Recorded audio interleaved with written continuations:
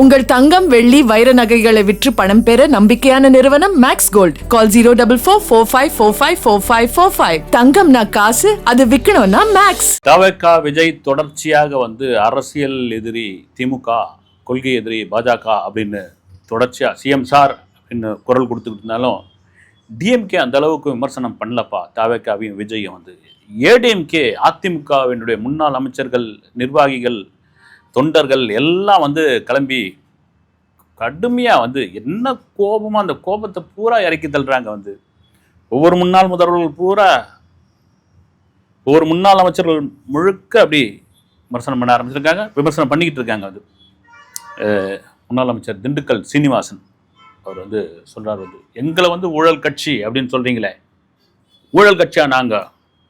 உங்கள் சம்பளத்தை கருப்பில் வாங்குறீங்களா வெள்ளையில் வாங்குறீங்களா அப்படின்னு கேட்டிருக்காரு விஜயை பார்த்து. நீங்கள் பிளாக்ல வாங்குறீங்களா ஒயிட்டில் வாங்குறீங்களா அதை சொல்லுங்கள், நீங்கள் எங்களை ஊழல் கட்சின்றீங்க அப்படின்னு. பிளாக்ல வாங்குறீங்களா ஒயிட்டில் வாங்குறீங்களா அப்படின்னு கணக்கு கொடுக்குற அளவுக்கு என்ன ஊழல் கட்சின்னு உங்கள் கட்சி தானே சொன்னார். நீங்கள் தவேக கட்சியை தானே விமர்சனம் பண்ணோம், ஏன் விஜயை விமர்சனம் பண்ணுறீங்க? அது கூட இவர் செங்கோட்டையன் ப்ரெஸ் மீட்டில் சொல்லியிருக்காரு, அது திண்டுக்கல் சீனிவாசனை பற்றி எப்படின்னு உங்களுக்கே தெரியும் அப்படின்னு பத்திரிகையாளர்கிட்ட சொல்லிட்டு, விஜய் கருப்பில் வாங்கினாரா வெள்ளையில் வாங்கினாரா அப்படின்னு உங்களுக்கு அவசியம் சொல்லி ஆகணுமா? அப்போ நீங்கள் உங்கள் கணக்கு ஒப்படைங்க, நீங்கள் அது கேட்கறதுக்கு தகுதியான ஆளா அப்படின்ற ஒரு கேள்வியை வச்சுருக்காரு. நிறைய ஏடிஎம்கே சம்மந்தப்பட்ட ஆட்கள் விமர்சனம். அதுக்கு ஒரே காரணம் என்னன்னா, இந்த கருத்து கணிப்பில் பார்த்தீங்கன்னா டிஎம்கேக்கும் ஏடிஎம்கேக்கும் பார்த்தீங்கன்னா ஒரு சின்ன வித்தியாசம் தான் இருக்குது. ஒரு 3-4% அந்தந்த பகுதியில் இருக்குது. இந்த கருத்து கணிப்பே முழுமையாயிடுமாப்பா, இந்த கருத்து கணிப்பே ஓட்டா மாறிடுமா அப்படின்னா, அந்த கருத்து கணிப்பு கூட மாறிக்கிட்டே இருக்குங்க. அது கருத்து கணிப்பு சும்மா ஒட்டுமொத்த மக்களுடைய மனசாட்சி கிடையாது. ஒரு குறிப்பிட்ட ஏரியாவில் உள்ள ஒரு மக்களுடைய மனசாட்சி சில சமயம் கருத்து கணிப்பும் ஒர்க் அவுட் ஆகும். இந்த கருத்து கணிப்பே பார்த்தீங்கன்னா இப்போ பிப்ரவரி மாதம் திடீர்னு மார்ச் எண்டில் வேறு மாதிரி மாறும், தேர்தலுக்கு முன்னே வேறு மாதிரி இருக்கும், தேர்தலுக்கு அப்புறம் வேறு மாதிரியான ஒரு கருத்து கணிப்பு வரும். அதில் அவங்க ஏடிஎம்கே ரொம்ப எதிர்பார்த்தது என்னென்னா, விஜய் நம்ம கூட கூட்டணி வச்சுருவார்ப்பா, விஜய் கூட்டணியில் இந்த என்டிஏ கூட்டணியில் கூட வந்துடுவார், ஈஸியாக சாலிடாக அடிச்சு தமிழ்நாட்டில் தூக்கின்னு வந்துடலாம், விஜய் இருக்கும்போது நமக்கேன் பயம் அப்படின்லாம் நினச்சிருந்தாங்க. அதில் தான் பார்த்தீங்கன்னா கிரீன் சிக்னல் கிடச்சிச்சு பாருங்கள், கொடியை ஆட்டிட்டாங்க பாருங்கள், நமக்கு சமிஞ்சை கொடுத்துட்டாங்க பாருங்கள் அப்படின்லாம் அளவுக்குலாம் கரூர் சம்பவத்திற்கு பிறகு எடப்பாடியார் பேசுகிற மீட்டிங்லாம் பயங்கரமாக உற்சாகமாக இருந்தாங்க. இல்லைங்க, நாங்கள் தனியாக தாங்க நிற்போம், தனியாக எங்களுக்கு பயங்கர தில்லு இருக்குதுங்க, எங்களுக்கு 22-23% ஓட்டு இருக்குதுன்னு பொதுவானவங்களாம் சொல்கிறாங்க, நாங்களும் ஒரு கை பார்க்குறோம், ஏன்னா நாங்கள் மக்கள் கூட்டணியை நம்புகிறோம், மக்கள் எங்களை ஏமாற்ற மாட்டாங்க, அதில் நான் பயங்கர உறுதியாக இருக்கிறோம் அப்படின்னு விஜய் அப்படி தாவேக்கு அப்படி தனியாக நின்னது தான் அவங்களுடைய கோபத்துக்கு ஒரு பெரும் விஷயமாயிடுச்சு. ஓட்டை பிரிக்கிறாருப்பா, 3 முனை 4 முனை போட்டியை உருவாக்குகிறார் அப்படின்ற கோபத்தோட வெளிப்பாடு தான் தொடர்ச்சியாக. சரி, அதிமுக காரங்களை எதையும் விமர்சனம் பண்ணாதீங்கன்னு ஆதவர்ஜுனா கூட பேசியிருந்தார் தவேக தொண்டர்களுக்கு. விஜயும் அது மாதிரியான ஒரு கட்டளை இட்டிருப்பதாக தகவல். எதையும் இது பண்ணாதீங்க, விமர்சனம் பண்ணாதீங்க, எது சொன்னாலும் காதில் வாங்கிக்கிங்க, நம்முடைய நோக்கம் இந்த எலெக்ஷனை சரியான முறையில் சந்திக்க வேண்டும், நாம் ஒற்றுமையாக இருக்க வேண்டும், இந்த இடத்துல பாருங்கள் ஒற்றுமையாக இருக்க வேண்டும், நம்முடைய பலம் என்னத்தை காமிச்சு ஆக வேண்டும். ஏன்னா 2 வருஷம் தான் முடிஞ்சிருக்கு, 3வது வருஷத்தில் ஒரு கட்சி இப்போ தான் ஆரம்பிச்சிருக்குது, அதுக்குள்ளே இவ்வளோ பெரிய மாசு, இவ்வளோ பெரிய கொண்டாட்டம், இவ்வளோ பெரிய ஆர்ப்பாட்டம் இருக்கும் பொழுது அதனால் பார்த்து நடந்துக்குங்க, எதுவும் வீணா நீங்கள் போய் விமர்சனம் கொடுத்து அதுக்கெல்லாம் இது பண்ண வேணாம் அப்படின்னு அது ஒரு பக்கம் இருக்கும் பொழுது, திடீர்னு நேற்றுலேருந்து முந்த நாள்லேருந்தே போயிட்டுருக்கு. பாஜகவிலிருந்து அண்ணாமலை பாஜகவிலேருந்து விலகலை, அவருக்கு ஒரு 6 தொகுதியை தேர்தல் பொறுப்பாளராக கொடுத்துருந்தாங்க. நான் ஒரு மாநில தலைவராக இருந்தவன், அந்த கட்சியினுடைய மாநில தலைவராக இருந்தவன், எனக்கான செல்வாக்கு எப்படி இருக்குது அவர் மனசில் அவர் சொல்ல, போகிற இடம்லாம் எப்படியாப்பட்ட ஒரு கூட்டம், இளைஞர்களுடைய கூட்டம், எனக்கு 6 தொகுதியை கொடுத்து ஒரு சின்ன தலைவர் மாதிரி ஆக்கிட்டீங்களே, கண்டிப்பாக நியாயமான ஒரு விஷயம்தான். ஏன்னா அண்ணாமலை தமிழக பாஜகவினுடைய தலைவராக வந்த பிறகு பல ப்ரெஸ் மீட்டுகளில் காரசாரமான கேள்விகள் கேட்டது, பல பொது பிரச்சனைகளுக்கு முன்னிருந்து இது பண்ணுது, பல விஷயங்களுக்கு ஆதாரத்தை நேரடியாக என்கிட்ட இருக்குது அப்படின்னு காட்டினது. இதெல்லாம் யாருமே பேச மாட்டேன்றாங்கப்பா அப்படின்பொழுது அதெல்லாம் துணிந்து பேசுது. ஆதாரம் இருக்கா இல்லையான்னு தாண்டி முதல் குரல்னு ஒன்று கொடுத்தது அது ஒட்டுமொத்தமாக இளைஞர்கள் மத்தியில் அண்ணாமலையை ஒரு ஹீரோவாக கொண்டு வந்து. 2வது நானும் ஒரு கர்நாடகாவில் ஐஏஎஸ் அதிகாரியாக இருந்தேன், ஒரு போலீஸில் ஒரு உயர் அதிகாரியாக இருந்தேன், அதெல்லாம் தூக்கி போட்டு அரசியலுக்கு வந்திருக்கிறேன்.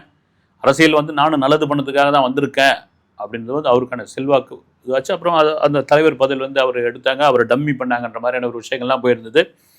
6 தொகுதிக்கான தேர்தல் பொறுப்பாளர் அப்படின்னு, இல்லை எங்கள் அப்பாவுக்கு உடல்நிலை சரியில்லை, அதனால் வந்து நான் இதை ஏற்றுக்கல அப்படின்னு சொல்லிட்டாரு. உண்மையிலே அவருக்கு பாஜக மீது ஒரு பெரிய அளவில் ஒரு கசப்பு இருக்கிறது. அந்த கசப்பு எப்படி மாறப்போகிறது என்றால், அவர் தாவேகாவில் ஒரு கூட்டணி வைக்கப் போகிறார், அதைத்தான் அவர் விரும்புகிறார் அப்படின்ற மாதிரியான ஒரு பேச்சு போயிட்டு இருக்கு.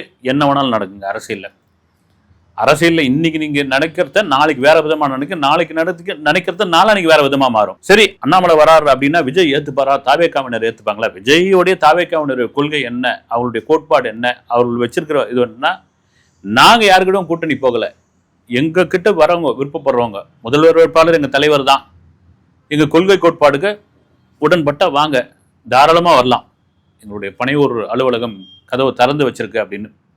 இப்போ அண்ணாமலை வந்து ஏற்றுப்பாங்களா? நிச்சயமாக ஏற்றுப்பாங்க. அந்த கட்சிக்கு ஒரு பலம் என்பது மாற்று கருத்து கிடையாது. சரி, அண்ணாமலை வருவாரா அப்படின்ட்டு திரும்ப சொல்றது தான் வந்து, நமக்கு வருவாரா வரமாட்டாரா அப்படின்ட்டு தெரியாது. வந்தால் என்ன ஆகும், வந்தால் வரலாம். ஏன்னா அண்ணாமலை நினைச்சிருக்கலாம், விஜய்க்கு ஒரு பெரும் இளைஞர் பட்டாளம் இருக்குது, நமக்கும் இருக்குது, சீமானவர்களுக்கும் இருக்குது, ஏன் நம்ம வந்து ஒன்றா கூடக்கூடாது, விஜயும் நாம்பளும். ஏன்னா திரும்ப சொல்றது தான் வந்து, அண்ணாமலை இப்படி ஒருத்தர் ஒரு நண்பர் சொன்னார் வந்து, அண்ணாமலை வந்துட்டார் அப்படின்னா தாவேகாவில் இருக்கிற 2ஆம் கட்ட தலைவர்கள்லாம் வந்து அதை ஏற்றுப்பாங்களா? ஏன்னா அண்ணாமலைக்கு முக்கியத்துவம் கொடுத்தா இவங்க வந்து கொஞ்சம் சோர்ந்து போயிட மாட்டாங்களா, இவங்களுக்குள்ள உள்ளடி விஷயங்கள்லாம் நடக்குமா அப்படின்போது, இது தேர்தலுக்கு இன்னும் ரொம்ப நாள் இல்லைங்க, வந்து 2 மாதம் தான் இருக்குது. இதை வந்தவங்களை வாங்கன்னு உள்ள தூக்கி போட்டுக்கணும் வந்து, அதுவும் முக்கியமான ஆட்கள்லாம் வாங்க அப்படின்னு அவங்க ரெடியாக இருந்தாங்கன்னா கூட, அந்த கோட்டுக்கு அந்த பக்கம் இருந்தால் கூட கையை பிடிச்சி இழுத்துக்கணும். அதுதான் அரசியலில் புத்திசாலித்தனம். அதுக்கப்புறம் பார்த்துக்கலாம் நம்ம. இப்போ அண்ணாமலை மாதிரியான ஒரு இளைஞர் மேல் செல்வாக்கு மிக்கவர், துணிச்சலாக கேள்வி கேட்கக்கூடிய ஒருத்தர் வந்து தாவேகாவுக்கு கிடைச்சா அது ஒரு பெரிய பலம் என்பதில் மாற்று கருத்து கிடையாது. எது வேணாலும் நடக்கலாம். திரும்ப சொல்லும் போது தான் எது வேணாலும் நடக்கலாம். ஆனால் அவர் பெரும் அதிருப்தியில் தான் இந்த தேர்தல் பொறுப்பாளர் இந்த இது வந்து வேணான்னு சொல்லிட்டு போயிருக்காரு. அதில் மாற்று கருத்து கிடையாது. சரி, தொடர்ச்சியாக விஜய் கண்டனம் தெரிவிக்கிறாரு, குரல் கொடுக்குறாரு, ரொம்ப லேட்டாக கொடுக்குறாருப்பா, திடீர்னு உடனடியாக குரல் கொடுக்க மாட்டேன்றாரு, உடனடியாக அறிக்கை கொடுக்க மாட்டேன்றாரு அப்படின்னு ஒரு விஷயம் இருக்கும் பொழுது, இந்த ஸ்ரீரங்கம் தொகுதி எம்எல்ஏ அவருடைய அந்த கல்குவாரியை போய் நியூஸ் தமிழ் 24x7 அந்த செய்தியாளர்கள் கேமராமேன் போய் படம் பிடிச்சதுனால இது பண்ணதுனால நடந்த சம்பவங்கள், அவர்கள் தாக்கப்பட்டது, அவருடைய கேமராக்கள் பறிக்கப்பட்டது, இதை யாருமே ஏன்பா ஒரு குரல் கூட விடுக்கலை. சில கட்சிகள்லாம் வந்தாங்க, பெரிய அளவில் யாருமே வந்து குரல் கொடுக்கலையே சாமி, மீடியாக்கள்லாம் கூட பார்த்தீங்கன்னா அப்படியே மௌனமாக ஆயிட்டாங்களே அப்படின்னு அவங்க தரப்புலேருந்து மீடியாக்கள்லாம் கூட, எங்க இன்னைக்கு எங்கள் வீடு பற்றின்னு இருக்குதுன்னா நாளைக்கு உங்களுக்கு கூட எரியலாங்க, என்னங்க இப்படிலாம் வந்து யாருமே பேசாமல் இருந்தீங்க அப்படின்போது ஒரு கடுமையான கண்டனத்தை விஜய் தெரிவிச்சிருக்கார். வந்து ஜனநாயகத்தினுடைய 4வது தூண், ஏன்னா ஜனநாயகத்தினுடைய, நல்லா நோட் பண்ணிங்க, 4வது தூண் அப்படி இருக்கும் பொழுது இப்படிலாம் ஒரு தாக்குதல் நடத்தலாமா? நீங்கள் வந்து மீடியாவை நீங்கள் சந்திச்சுட்டு போங்க, அவங்க வேலையை செய்கிறாங்க. தமிழ்நாட்டில் வந்து பெரிய அராஜகம் நடந்துகிட்டு இருக்கு, மக்கள் வந்து முற்றுப்புள்ளி வைக்க வேண்டும் அப்படின்னு அவர் வந்து அறிக்கையாக அதை வெளியிட்டிருக்கார். வந்து ஏன்னா நியூஸ் 7 தான் வந்து நியூஸ் அப்படி இருக்க தான் செய்யும். ஒரு கட்டத்தில் விஜயே கூட நிறைய விமர்சனம் பண்ணிலாம் கூட செய்திலாம் போட்டிருந்தாங்க ஆரம்ப கட்ட காலத்தில். அதெல்லாம் பார்க்கக்கூடாது. வந்து ஒரு செய்தியாளர்கள் அல்லது வந்து ஒரு செய்தி சேனல் தாக்கப்பட்டுள்ளது, அச்செய்தி சேனல் மீதான ஒரு வன்முறை கட்டவிழ்க்கப்பட்டுள்ளது அப்படின்னா அதை வந்து எல்லாரும் குரல் கொடுத்தாகணும். அதுதான் ஜனநாயகத்தினுடைய 4வது தூண் அப்படின்னு.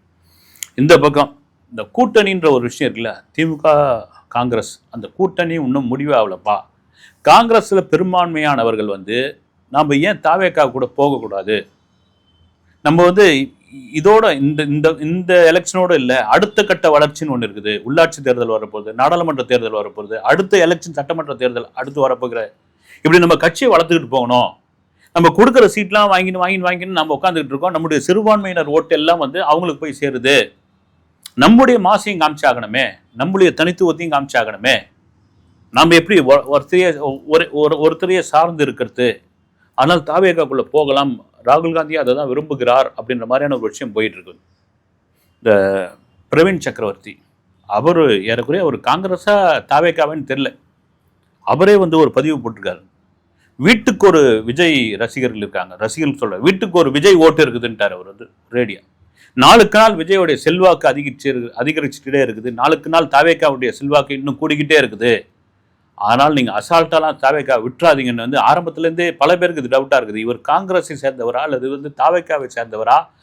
நிறைய முதல்வர் கூட ஆரம்பத்தில் ஒரு இதெல்லாம் கொடுத்துரு, ஏங்க அவர் ஒரு பதிவு போட்டிருக்காரு தாவேக்காவுக்கு ஆதரவாக, நீங்கள் காங்கிரஸ் கட்சிக்காரங்க ஒரு கண்டனம் தெரிவிக்கல, அவர் மீது எந்த நடவடிக்கையும் எடுக்கல, அந்த பதிவை தூக்குங்க கூட சொல்ல நீங்கள் அப்படி. இது ஒரு பக்கம் இருக்கும் பொழுது மக்களவையில் ராகுல் காந்தி பேச அனுமதிக்காத நாள் ஒரு அமளி துமளி நடந்தது.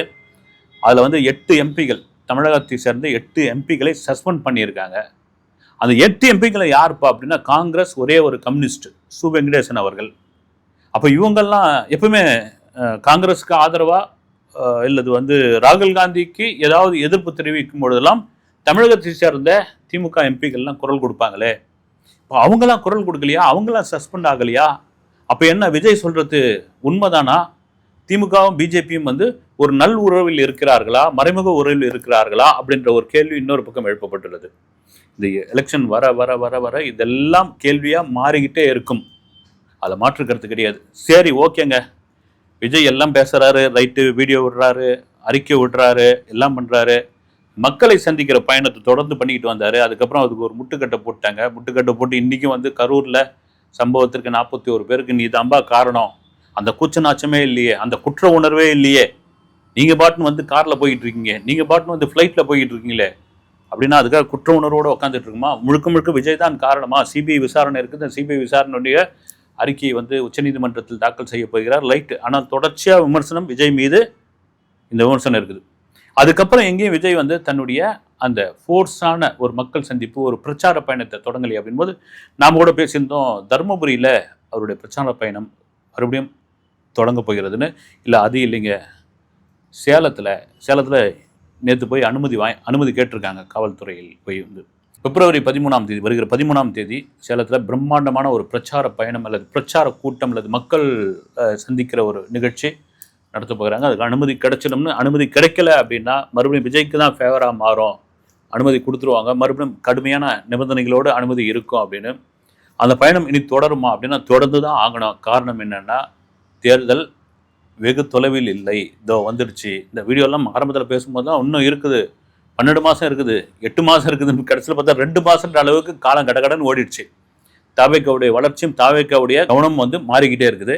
அதனால் அங்கே சேலத்தில் தொடங்குகிற அந்த பிரச்சார பயணம் அது ரொம்ப முக்கியமான ஒரு விஷயம். இதெல்லாம் தாண்டி விஜய் அந்த பிரச்சார பயணத்தில் அல்லது மக்களை சந்திக்கிற பயணத்தில் மீண்டும் காரசாரமாக, மீண்டும் ஃபோர்ஸாக, ஏன்னா திருவாரூரில் பேசுனது, திருச்சியில் பேசுனது, அரியலூரில் பேசுனது, நாகப்பட்டினத்தில் பேசுனது எல்லாம் உங்களுக்கு தெரியும். அதே ஃபோர்ஸோடு அவருடைய அந்த பேச்சை தொடங்குவாரா? அந்தந்த பகுதியில் உள்ள பிரச்சனைகளை பற்றி பேசுவாரா? இல்லது பொதுவான விஷயத்தை பேசிட்டு போயிடுவாரா? இல்லது வழக்கம் போல சிஎம் சார் அப்படின்ற ஒரு குரலை ஒலித்து விட்டு போவாரா? அப்படின்ட்டு இனி வரக்கூடிய அந்த பிரச்சார பயணத்தில் விஜய் பேசக்கூடிய அந்த கூட்டங்களில் தான் தெரிய வரும். அடுத்த வீடியோவில் சந்திக்கிறேன். நன்றி.